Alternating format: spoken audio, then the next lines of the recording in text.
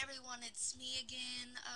I finally got all the information I needed for my fear vlog. I wanted to go ahead and give a shout out to my friend Lainey. She just started a YouTube channel thing too, and I really think y'all should give her a look. She just made her first video yesterday. She's under Lainey O'Laney. She's a really cool girl. She's extremely laid back, and she's really interesting to listen to talk. She's just getting started, so keep a lookout for her. Add her, subscribe to her, message her, comment, look at her videos.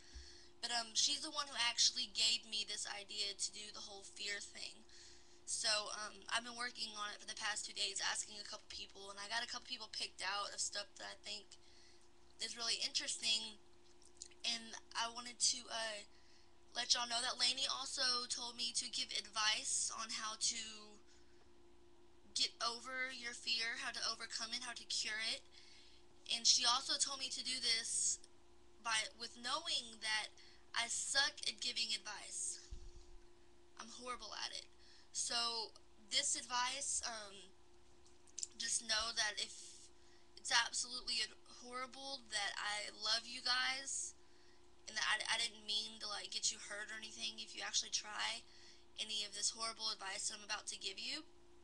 But I promised y'all advice, a cure, and I'm going to deliver because that's what I do. I deliver stuff. But I wanted to start off by talking about my fear first. My fear is icebergs. I am horribly terrified of icebergs. The size of them is humongous. They're just so awkward, like whenever you see them on TV, whatever, just like floating around in the water, that's not even it. Okay? Those things are huge. You're probably thinking I'm retarded, but what you probably did not know is that 10% of icebergs are above water. That means 90% is below water. That's a lot of ice, and those things are huge, and I don't know what it is. I don't like water either, which is something that me and Laney have in common, and I'm going to give her her cure here in a minute.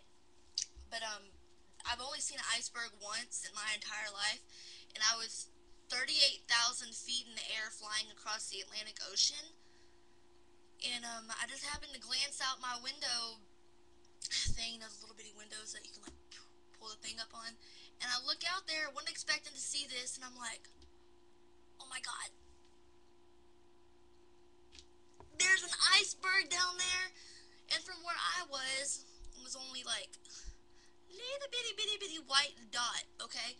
But you gotta remember, if I'm 38,000 feet in the air and I see a little bitty white dot, that thing is probably huge once you get down there. Okay, I literally froze in my seat and I prayed to God that we would get past the ocean. I didn't care if we crashed, but I do not want to crash near an iceberg, okay? Get me away from this thing before it jumps out of the water and eats me. Seriously, I'm not even lying. Y'all go to Google Images and type in iceberg and look at those things. They're phenomenal. They are really, really beautiful to look at, but they scare the shit out of me. I cannot look at them without getting a heart attack. Y'all should have saw the one time I went to a Titanic exhibit and they had a real life sculpture of an iceberg. Like, I literally had to close my eyes and walk past it. Like, I'm getting all choky just thinking about it. Okay, let's get started with this. First up, I have Brittany, Javier, and my mom. She's on my list. And all these right here are for fear of spiders and bugs and things like that. And according to my research, that would be called arachnophobia. And some of these words I might not know how to say because I'm not actually, certified to do this, but I'm going to do it anyways because it's a vlog and I can do that. Okay, what I think that y'all should do for this little fear of bugs, and mind you, cockroaches is one of my fears too. I would rather run from one than actually gather up the guts to kill it.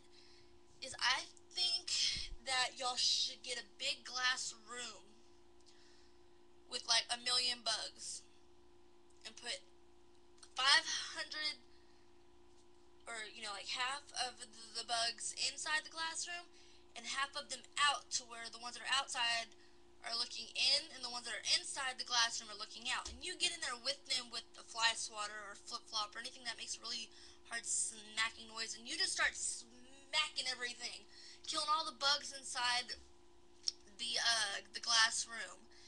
And I think once they're all dead, the ones on the outside will be like, "Oh my God, this girl just killed everybody. We need to stay away from her and warn all of our friends." And I think that that will solve y'all's problems. I really think that the roaches and bugs and spiders will leave y'all alone after that. So that's my advice for you. I think it'll work. You might have to try it a couple times and maybe get like one of those big suits to where if they do get on you, they're not actually touching you, they're just touching your suit. That's my idea. My friend Brittany also has a fear of death. My advice of her, oh, by the way, the phobia word for death is thanatophobia. Thanatophobia. Phanato phobia. Thanatophobia. Okay, that's the fear of death. And my advice to her would be just not die. I think that what she should do is be extremely cautious. Like, I would never get in a car again. I would never ever like go skydiving. I would never, ride without a seatbelt if I did have to get into a car. Like, I would always stay, inside of a closet with like a whole bunch of stuff around me, and make sure I had like on like an outfit of foam, so if the closet was to encave inside while you're there, it would hit your foam outfit and not you. I just think that what you should do to cure your phobia is to never do anything that could kill you. And sometimes that would mean like having to hold your breath a lot so you don't like inhale some of the fumes from outside because you might get like lung cancer or something. So like be really cautious. That's what I think you should do. Don't die. Like, that's the best advice I can give you because there's really nothing that I could do or say to make that, cured. It's a really scary cure. I mean, yeah, it's scary. Ooh, okay. My friend Teresa, she is terrified of flying monkeys. Okay, and the word for that, yes, there is a word for it. I think it's more for the cure. I think that's more for monkeys, but the word for it is cheresdinatophobia. Cheresdinatophobia. Okay, she's scared of flying monkeys, of them getting caught in her hair, and whoo. I think what she should do is never go around flying monkeys.